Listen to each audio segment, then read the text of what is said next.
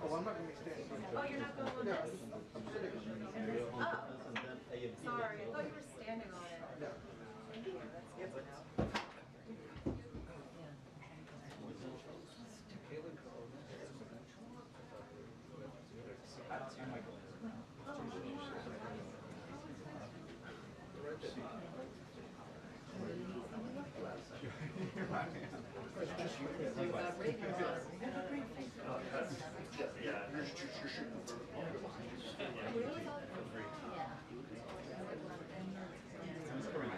That's good to know.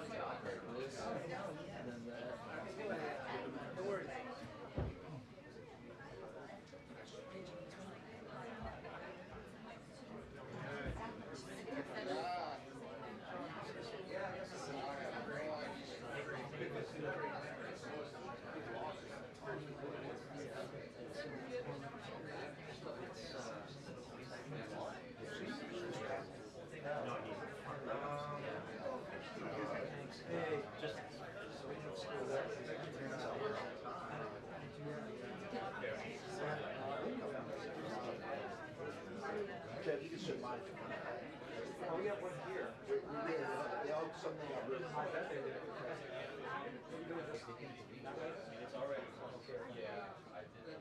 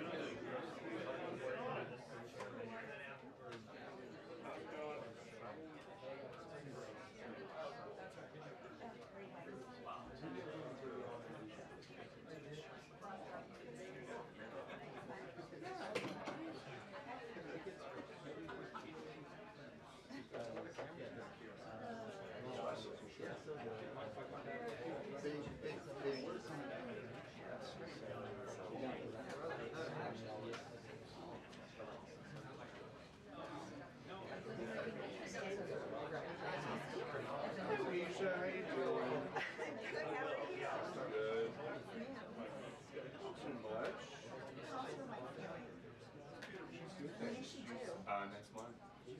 Is this number 2 for you? Number 2, yeah. There's no economy to scale. It's funny, I was trying to, we have like a boys group and my attempt to help was, it left a ceiling fan to be removed. And I was like, I can throw this away, no problem. And I put my things in the room, like, called ants around, 5 6 later. No help for me for 2 weeks. You and John Stewart. Very, very similar injury. I've never seen the two of you in the room. Yeah, we're very alike. Everything about you. Wait, how many boys? We are having a boy, yeah. Yeah, so it bought this house 2 years ago, and then it has a nursery, but it was given for a girl, so it's perfect for us when we moved. But now, time to move on. But yeah, next April 30th.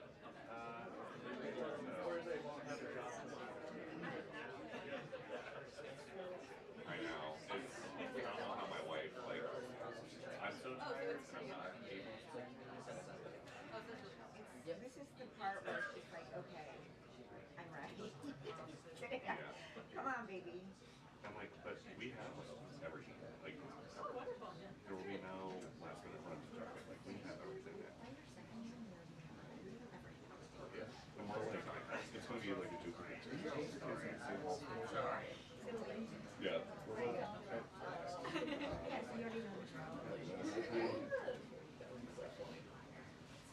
Our biggest problem. Sorry. But it's like February 1st. And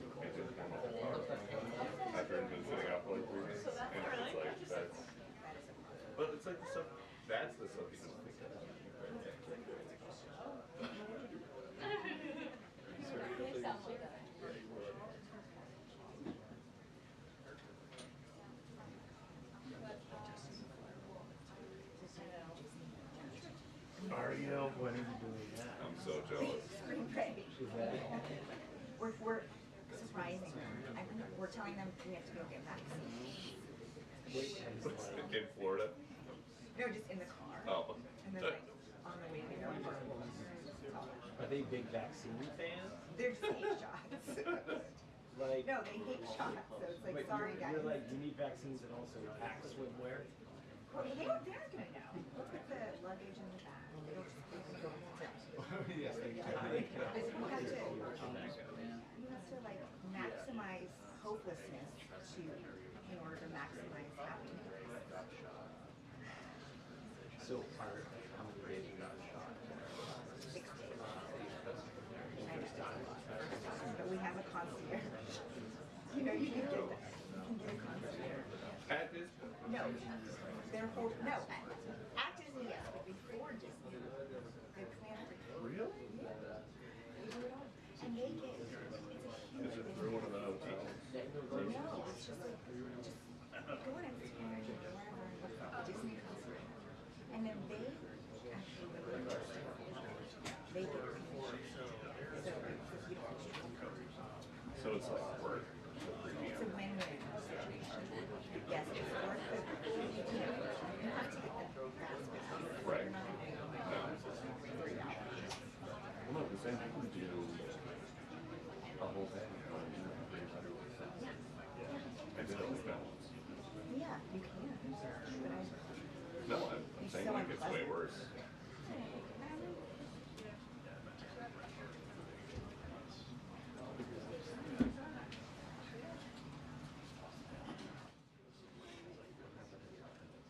I'm excited. I never went as a child. But the routine, are we going to Disney World? Yes, sorry. I'm like very excited. You know what? Get up with the podium. Oh, like the dress.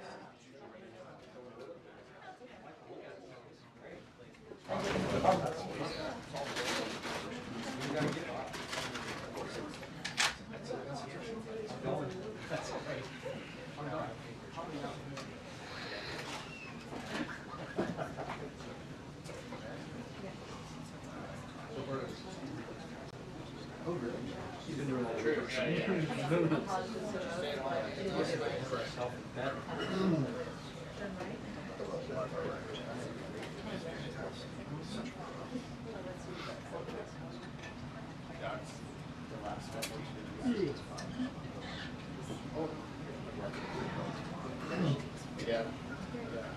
What's coming fast?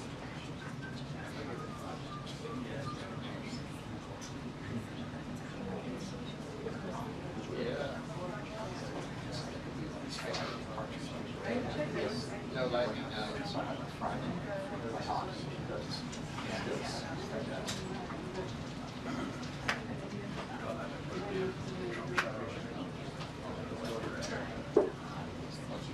Still done. last administration.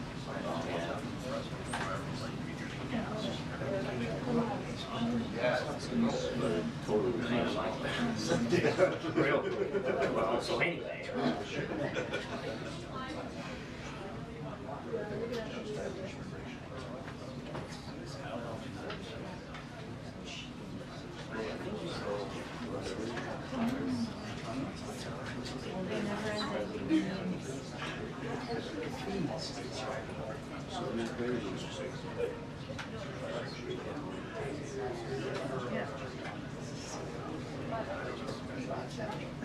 Yeah.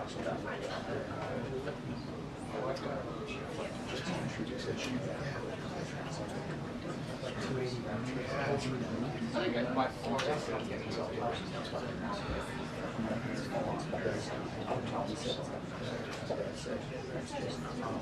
Yeah, this is the advance.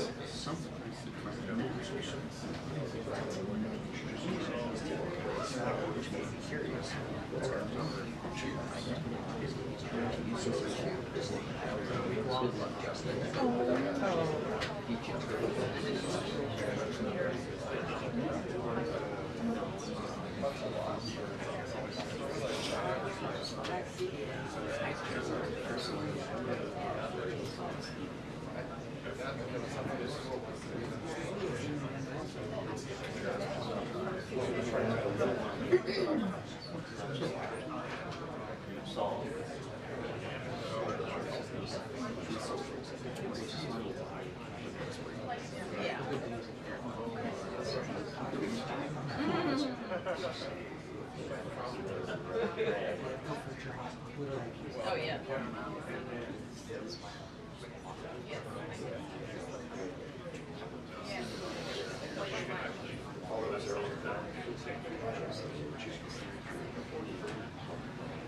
Well, that was difficult. That was good. Yeah. I remember the office. Oh, yeah.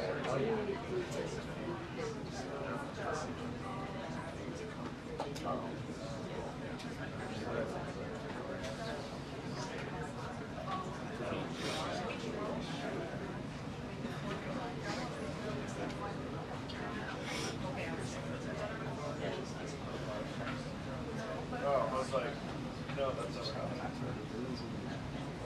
No, I want to see the best. Oh, I have.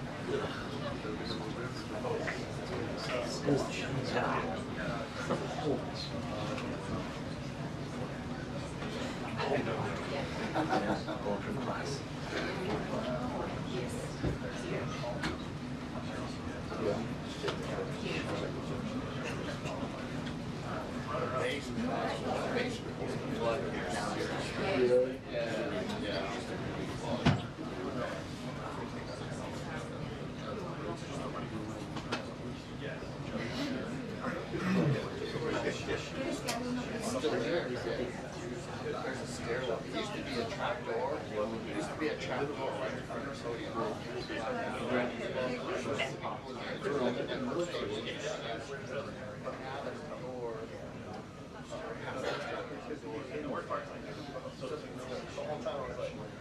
Swimming pool's there, yeah. It's the swimming pool, all tiled and everything.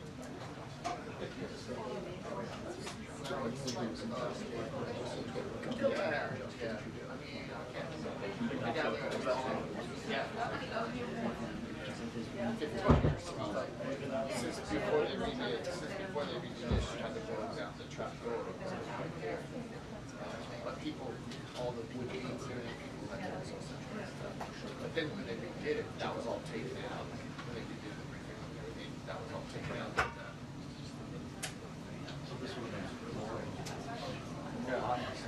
The floor of the pool is up there. The floor of the pool is like 6 feet down from there.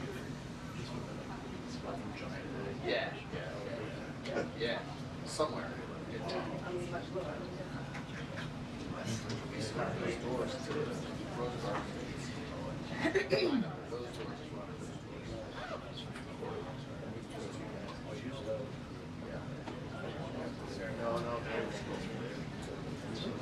If there's even doors on the other side, you got common doors also. The common.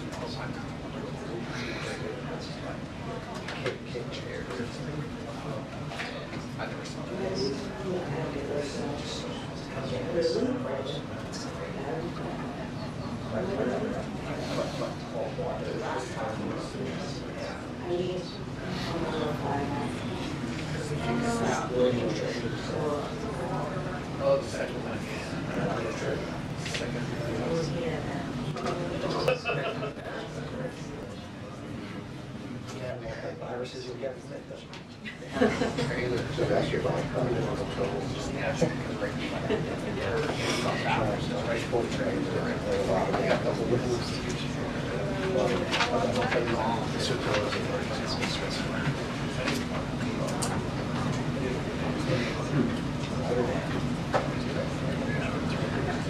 That's a tough one.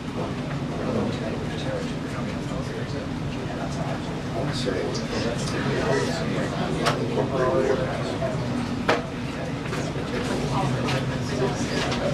Oh, yes. What was it? Okay. Nice.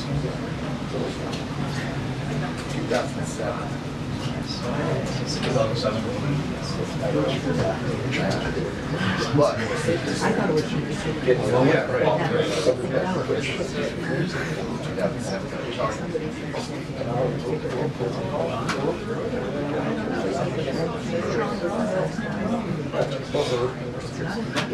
You're out of here, buddy.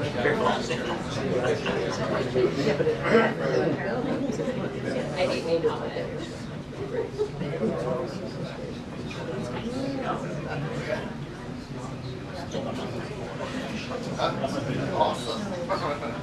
Start somewhere.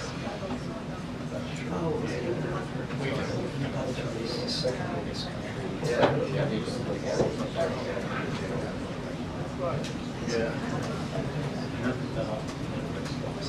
So it's upper press. Come off the floor. China, US, Brazil, and Canada. Second biggest. Brazil's the second biggest in South America. It's hard to tell because it's all to the way our maps are. They're totally distorted. Like if you float the US over Europe, it's bigger than Europe. I'm going with Canada.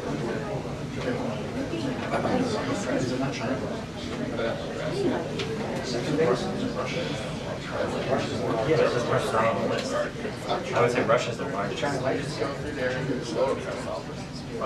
Just to the left. Dude, Canada's massive. It goes all the way up to the Arctic. The crazy thing is it's so huge, it's like, what, 50 million people right on the border?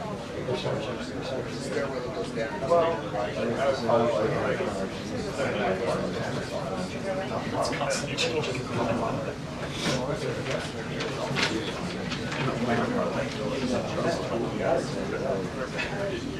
Only country to border Saudi Arabia.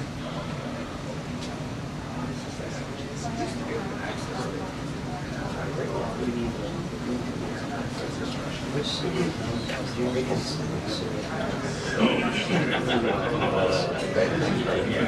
Salem. Is that an option? No, it's not. Oh, it's not? Which city? Oh, yeah. Absolutely. I don't approve of it.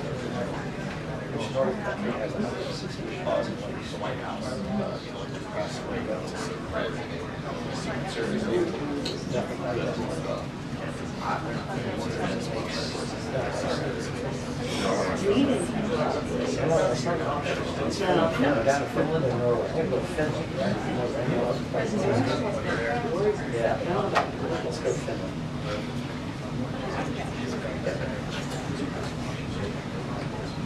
Red Rock Island is part of which is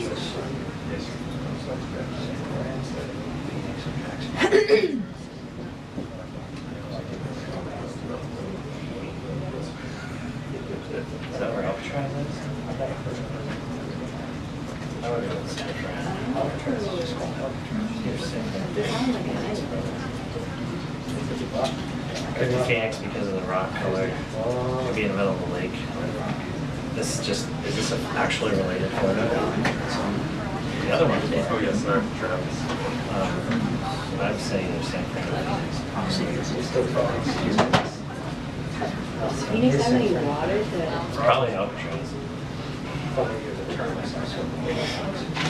These states, the largest in terms of area, Arizona, West Virginia,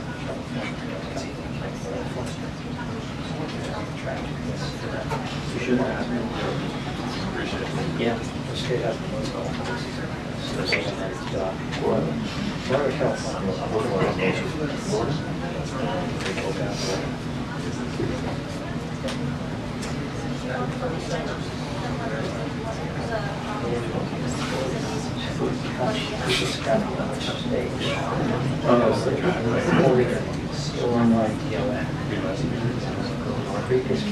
Yeah, right. I don't think so.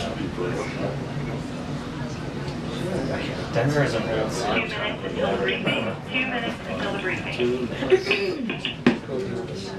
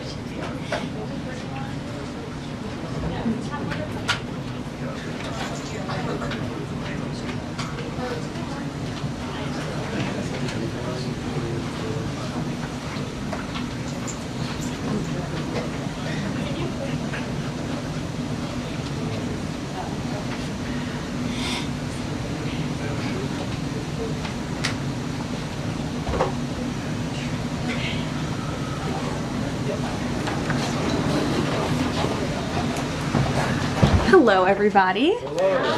How are we? I apologize for my tardiness. It's quite the newsy day, and I was with the president talking about that news, so I look forward to taking your questions on it. But first, I want to talk about President Trump's historic and incredible speech last night. The American people and the entire world watched President Trump powerfully lay out how he's renewing the American dream in a record-breaking joint address to Congress. And Americans loved what they heard. According to a CBS YouGov survey, an overwhelming 76% of those watching approved of President Trump's speech last night. The president spoke about how he's taken more than 400 executive actions on his key promises. The expectations were high, and President Trump is exceeding them. According to brand new polling from the Daily Mail, President Trump has never been more popular as his approval ratings are reaching historic highs. More Americans believe America is headed in the right direction than the wrong direction. Everyday Americans love this president because he tells it like it is, no matter what, and he did that last night. President Trump level set with the American people on the economy and exposed how badly Joe Biden screwed it up by causing the worst inflation crisis in 4 decades. President Trump was honest about where we are while making clear that help is on the way. As the president declared last night, he will make America affordable again. Last night, you also saw who motivates the president to work so hard. Everyday Americans who President Trump shined a spotlight on last night in his speech. From Mark Fogel, who President Trump was finally able to reunite with his family and his beautiful 95-year-old mother after being detained in Russia, to Peyton McNabb, whose heart-wrenching story motivated President Trump to end men in women's sports, and to Allison and Lauren Phillips, the mother and daughter and sister of Laken Riley, who President Trump honored by signing the Laken Riley Act to ensure her name will live on forever. In other amazing and surprise moments, President Trump honored the life of Jocelyn Nungare, who was brutally murdered by illegal alien gang members. He ensured Jocelyn will never be forgotten by renaming a national wildlife refuge in her home state of Texas to honor her life. And in one of the greatest surprise moments of the night, DJ Daniel, an incredible 13-year-old boy who is beating brain cancer, saw his dreams fulfilled by President Trump when he was made an honorary Secret Service agent. And finally, after nearly 4 years, President Trump delivered justice for the families of the 13 American heroes who were killed at Abbey Gate in the Biden-botched Afghanistan withdrawal, which was one of the worst humiliations in the history of our country. President Trump announced that we have detained Mohammed Sharifullah, the monster who was responsible for that horrific attack, and he was delivered to Dulles Airfield earlier this morning. On his first day in office, President Trump's national security team across the federal government prioritized intelligence gathering to locate this evil individual. President Trump's team shared intelligence with regional partners such as Pakistan, who helped identify this monster in the borderland area late last month. Mohammed confessed to his crimes related to Abbey Gate and other attacks in Russia and Iran as well to the Pakistanis. And U.S. law enforcement officers traveled to Pakistan over the weekend, where he again confessed his crimes to the FBI. As President Trump said last night, this killer will now face the swift sword of American justice for these atrocities right here on United States soil. Joe Biden was responsible for this botched withdrawal, and he had 3 years to find this evil terrorist, and he didn't even try to get the job done. But President Trump campaigned on behalf of and grew very close to the Gold Star families. He promised them accountability, and last night, he kept his promise. He spoke to those Gold Star families yesterday, ahead of his speech, in an incredibly heartwarming call to share this incredible news. And as President Trump asked in his speech last night, how could anyone possibly be opposed to any of this action that he is taking? Well, apparently, the modern-day Democrat Party could. The behavior of Democrats last night was completely disgraceful and demonstrated how severely out of touch they are with the American public. It was the most shameful moment in the history of presidential addresses in that beautiful chamber. In what was supposed to be a unifying moment for our country, Democrat members of Congress instead screamed at the President of the United States, who was just overwhelmingly reelected by their constituents, walked out of the chamber, and worst of all, they disrespected the American people. Democrats didn't stand to keep men out of women's sports.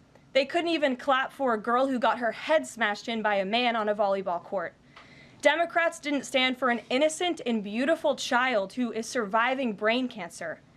They opposed eliminating taxes on tips and Social Security. They didn't stand in favor of cutting taxes for hardworking Americans. They couldn't even clap for 2 mothers whose daughters were killed by illegal aliens. One of the only things that could get Democrats off their feet last night was cheering for Ukraine, not for America. Last night was a very clarifying moment for our country. The Democrats exposed themselves as the party of insanity and hate, the party that wants to put America last. They've allowed their Trump derangement syndrome to stop them from celebrating America and our people. And we will not allow them to forget that. And it's not just the Democrat Party. The mainstream media still doesn't get it. Last night, MSNBC's Nicole Wallace disgustingly looped in a 13-year-old boy with brain cancer into an attack on the president over January 6th. And CNN's first chyron out of the speech called it divisive. President Trump wasn't divisive. The Democrats were. And CNN was proven wrong by their own viewers, 69% of whom, in a post-speech poll, said they had a positive reaction to the president's speech. It's sad and frankly pathetic that Democrats and liberals in the legacy media continue to allow their hatred for the president to override their love for our country. But nevertheless, the president will continue to unify this nation through policies that are grounded in common sense and that uplift all Americans. We have an individual in our new media seat today, Mary Margaret Olohan, who is the Daily Wire's first ever White House correspondent. Congratulations, Mary Margaret. The Daily Wire was founded 10 years ago by Ben Shapiro. The Daily Wire now has over 1 million paid subscribers, a monthly network reach of 138 million, and has evolved into a leading conservative multimedia giant. They are now the 5th largest podcast network in the world and home to some of the top-ranked shows. With that, I will take your questions, and Mary Margaret, why don't you kick us off? Thank you so much, Karoline. It's great to be here. Thanks. So I had 2 questions, if that's okay. The Sure. first on last night and the second on Maine.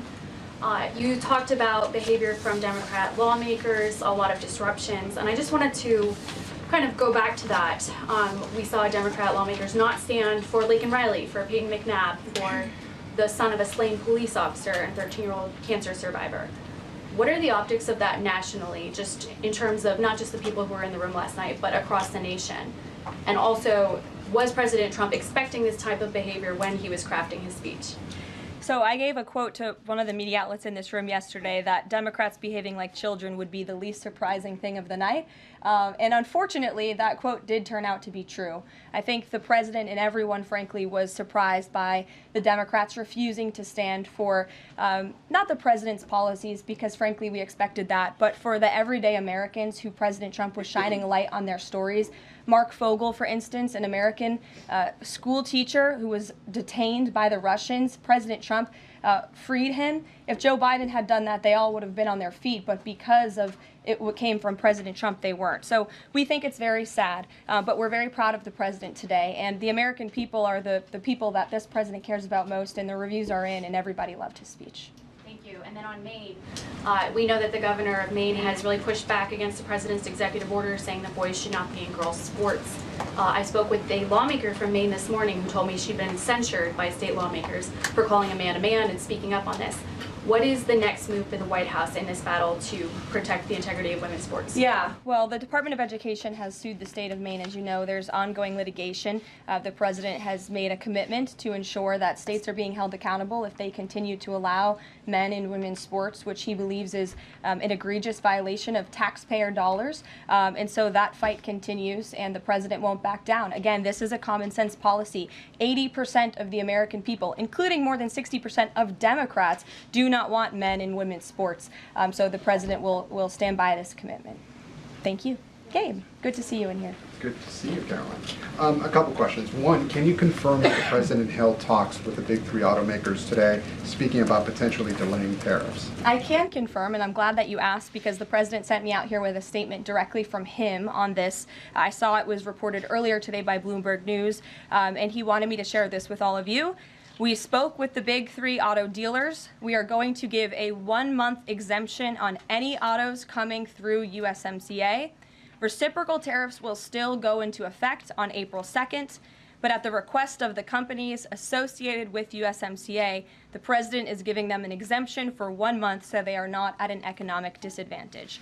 So the 3 companies that he spoke to are Stellantis, Ford, and General Motors. They requested the call, they made the ask, and the president is happy to do it. It's a 1-month exemption. And the president just posted on social media that he had spoken with Prime Minister Trudeau. He says he's not satisfied with what the Prime Minister has said when it comes to fentanyl, but less than 1%, as you know, less than 1% of the fentanyl seized last year was in the northern border. What else does Canada need to do? Well, the president did just put out a statement on his call with the governor, Justin Trudeau, as he calls him, of Canada, and he said that he was not pleased, as you said. He said it's not good enough. He told Prime Minister Justin Trudeau that directly. The call ended in a somewhat friendly manner, as the president said, but he's not going to stop standing up for the American people. And to answer your question directly, when it comes to fentanyl, for the last 4 years, unfortunately, our neighbors to the north and the south, Canada and Mexico respectively, have allowed America to be a dumping ground, not just for illegal aliens, but for illegal, poisonous, deadly fentanyl, which is now the #1 killer of young people in this country aged 18 to 34. Through the northern border in Canada, in last fiscal year alone, there was enough fentanyl seized to kill 4.8 billion people. And that number is up 2,050% from 2023, the year before. So there's been more than a 2,000% increase in illegal fentanyl seizure at the northern border. Why? Because Canada is allowing that fentanyl to come to the United States. The president sees these numbers, he thinks about the lives that are lost, and everybody in this room, I'm sure, everybody watching at home, everybody across the country knows someone in our lives who has been killed at the hands of this deadly poison. There needs to be repercussions for that. The president feels very strongly about it. Caroline, respectfully, it's just 43 pounds that were found last year. That's less than a carry-on suitcase. Is that a lot of fentanyl compared to, say, Mexico, where the vast majority of the fentanyl is brought in through Mexico, not Canada? So what else does Canada need to do? Well, I just told you, last year alone, there was a 2,000% increase in illegal fentanyl. You're asking me for what the president's justification is for these tariffs. It's not up to you. You're not the president, Gabe. And frankly, I think it's a little bit disrespectful to the families in this country who have lost loved ones at the hands of this deadly poison. If you talk to them, and this president has, they are grateful that they finally have a president who is standing up to both Canada and Mexico, and most importantly, to China as well. The president added an additional 10% tariff on China because this deadly poison is being produced in that country. It's being distributed through our neighbors, and there needs to be consequences for that, period. Peter. Thank you, Caroline. If the U.S. has a longstanding policy that we do not negotiate with terrorists, then why is the U.S. now negotiating directly and for the first time ever with Hamas? Well, when it comes to the negotiations that you're referring to, first of all, the special envoy who's engaged in those negotiations does have the authority to talk to anyone. Israel was consulted on this matter. And look, dialogue and talking to people around the world to do what's in the best interest of the American people is something that the president has proven is what he believes is good faith effort to do what's right for the American people. Is it just about the hostages? Or are they also talking about the president's plan to take over Gaza? These are ongoing talks and discussions. I am not going to detail them here. There are American lives at stake. I would defer you to the Department of State for further details, but I'm not going to get into those talks here at this podium. We know that some officials here were miffed that Zelensky showed up last week without a suit for his meeting in the Oval Office. But Elon Musk never wears a suit in He there. did last night. So what is the dress code? Well, Elon Musk wore a suit last night. I'm sure you saw it. Was he spooked by the Zelensky getting kicked out? No, I don't think so. I'm just pointing out that he did wear a suit last night, and I think the president liked that very much, and he looked great. Speaking of the president, he just passed me a note while I'm standing here. He wanted me to hold this up. This is the poll that I cited, the CBS YouGov poll that shows that 76% of those who watched the president's speech last night approved of his speech. And so it goes to my earlier point that I made in my monologue about how incredibly sad it is that we have a modern-day Democrat Party who is so severely out of touch with the American public. This is a great poll. The ultimate poll, though, came on November 5th when the president won by an overwhelming margin that he spoke about last night. Democrats weren't happy to hear that either.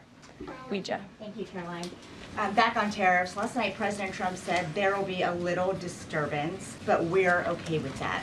Can you put a dollar figure amount on how much the average American family should expect to pay as this disturbance?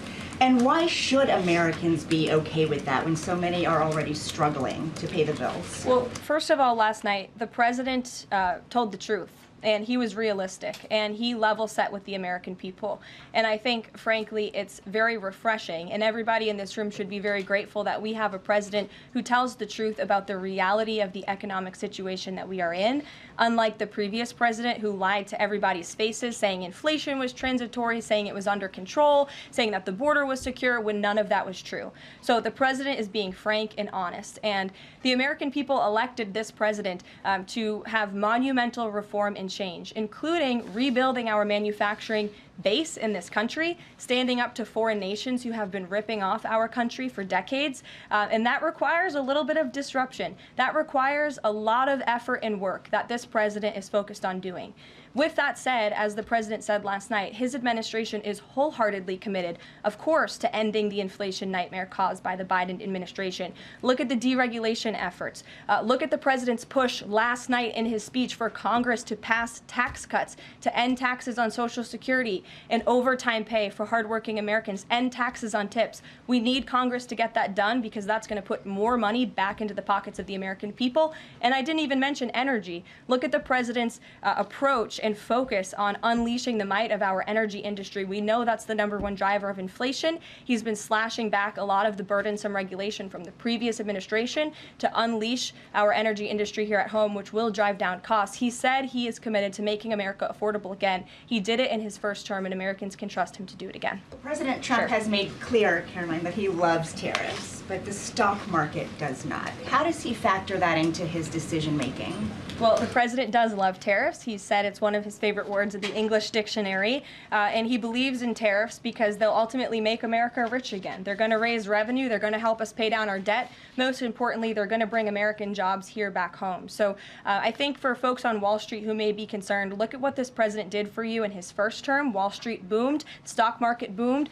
The president expects that to happen again, but most importantly, Main Street is going to boom, and that's why the president has this whole of government economic approach, which includes tax cuts, tariffs, regulation cuts, and an energy industry that will bring down costs for American consumers. Sure, Monica. Thank you, Karoline. You mentioned not one Democrat senator voted to protect women's sports from males. Not one Democrat congressman or congresswoman stood to applaud or support protecting women's spaces and sports at the president's joint session to Congress last night, as you articulately mentioned in the beginning. So I'm wondering, what message is that sending to not only young women who are competing in these sports across the country, but also to the parents of these young girls? Yeah. I think the message that Americans should take away from last night is that they have a president in the Oval Office who is committed to doing what's right for them, especially women and girls across the country. And I think it's very ironic, thank you for bringing up the point about women, that Democrat women were wearing pink to support our fellow females, yet they couldn't stand, again, for a young woman who was almost killed and severely injured by a man on the volleyball court. They couldn't stand for the mothers of two beautiful young women whose lives were taken tragically at the hands of illegal people. So you can't say you're the party of women and then support men and women's sports and not stand up for basic law and order and immigration reform that will protect women in this country. That's what President Trump is doing. He's the president for women. Lindsay, good to see you. Thank you, Karoline. Good to see you. So, speaking of tariffs, China said yesterday that they're ready for any kind of war with the U.S.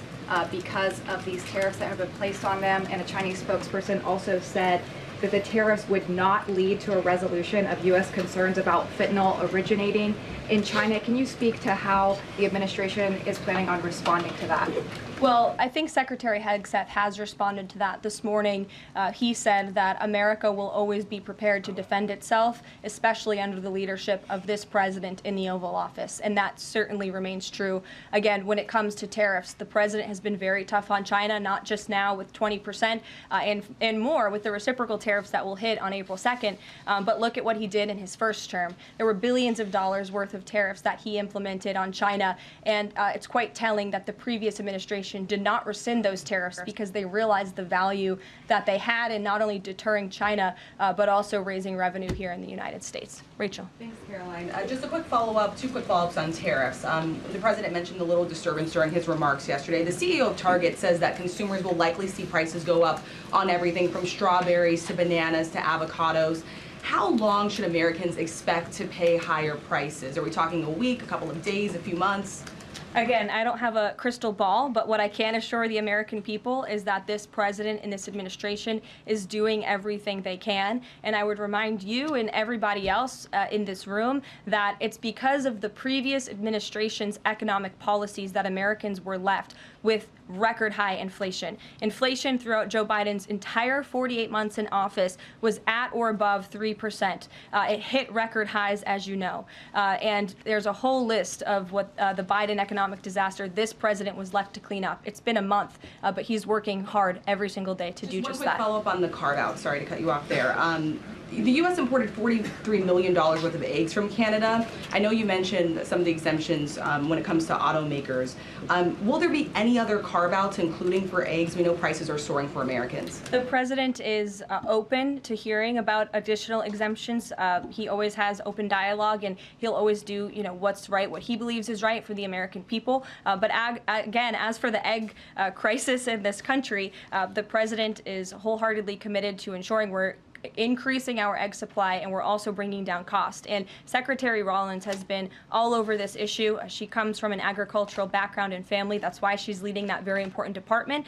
She wrote an amazing op-ed in the Wall Street Journal. She's been all over the media talking about her plan. She has a real plan. The president endorses it. And he even, gave her an off-the-prompter shout-out last night to say, Brooke, I'm counting on you. It's an important issue. And this White House is working with Secretary of Agriculture every single day to address this issue. Sure. Jordan. Thanks, Karoline. So, what does it say that the Democrats, while they couldn't stand for Americans or stand for victims, they stood for war and clapped for war and clapped for 5 more years of war?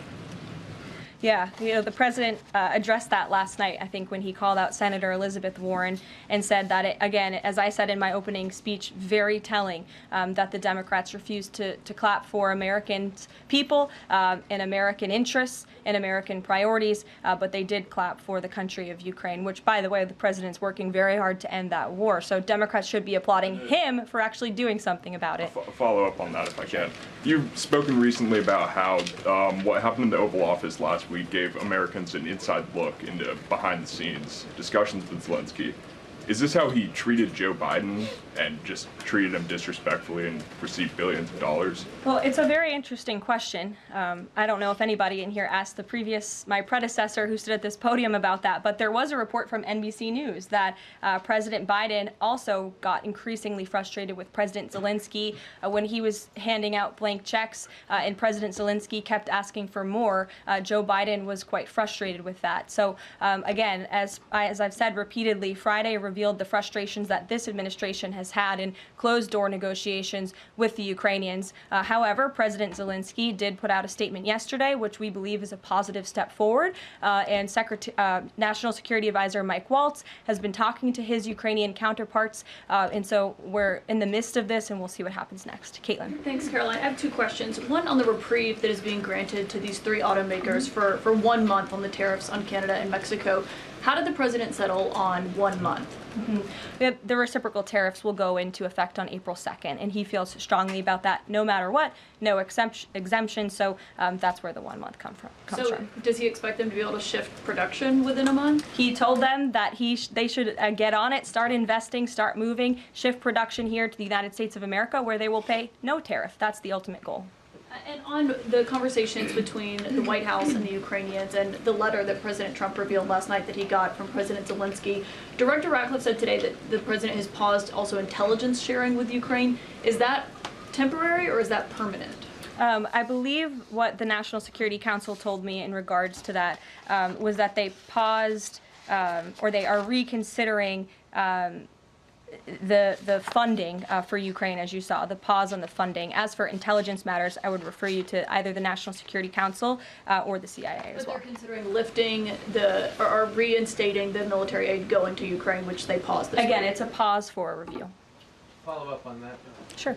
The president read parts of the letter that he received last night from President Zelensky. Can you give us a sense of when President Trump now plans to sign that minerals deal after receiving that letter? Those talks are happening as we speak. I just saw the National Security Advisor.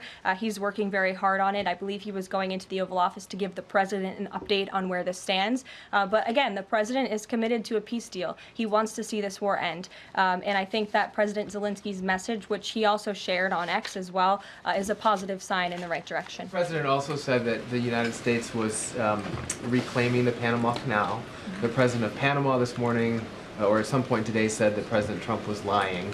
Wanted to get your response to that, and also curious if the president had a reason for not specifically mentioning BlackRock last night when he was praising the company that is buying canals or ports around the Panama Canal. Yeah, I'm not sure if Panama has seen what's going on with their own canal, but as you just mentioned, BlackRock is now interested in investing and taking over the two ends of the port, which is very important because the president was very vocal several weeks ago about the need to ensure that China is not controlling the Panama Canal. This is a very important place for the United States of America. We also saw that the Panama Canal lifted fees on our U.S. naval ships that are going in and out of the canal. That's a win for the United States of America, and the president will continue to ensure that the Chinese government, the CCP, cannot be infiltrated in the Western Hemisphere, and certainly not in the Panama Canal, which is a very important place for our country. Dasha. The president continues to call the Prime Minister of Canada, Justin Trudeau, Governor of Canada. I'm curious what he means by that, and if there are any plans that are moving forward with trying to make Canada the 51st state. And I have a follow-up on the economy as well. Sure. Well, the president put that in his True Social account, or his True Social post earlier today. He feels strongly that it would be very beneficial for the Canadian people to be the 51st state of the United States. They wouldn't be paying for these tariffs. They'd have much lower taxes if they were part of our great country. Caroline, on the economy, you and I traveled the country during the campaign. This is an issue that so many voters decided to cast their ballots on, and they voted for President Trump. He has started to have that realistic conversation with the American people, that disturbance comment last night. But I'm curious if you can be real with Americans right now as all of these factors are playing out. Are things potentially going to get worse before they get better? Look, I've now been asked and answered this same question just given to me in different verbiage of 3 different times, and I will answer it again in an effort of transparency to the American people, because this is an important issue and the American people, this president understands that it is. And again, that's why in his joint address to Congress last night, he addressed this issue with a realistic and honest approach. He talked about what this administration is doing to unleash American energy and to make America affordable again, and this administration is wholeheartedly committed to doing it.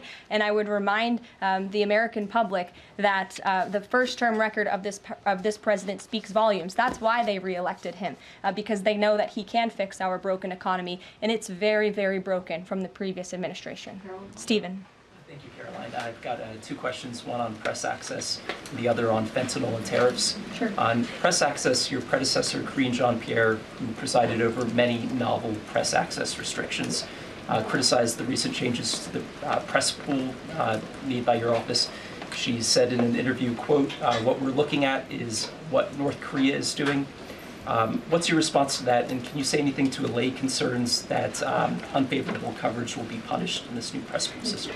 I think that's the same individual who said from this podium numerous times that the commander-in-chief was mentally and physically up for the job, which we knew was a lie. Many people in this room knew it was a lie. Many of you were admonished for asking questions about that truth. So when it comes to truth and transparency, this administration, this White House is setting the example. This president is taking far more questions than his predecessor, Joe Biden, did on a daily basis, and that will continue. And on fentanyl and tariffs, fentanyl produced largely in China has killed 334,000 Americans over 5 years.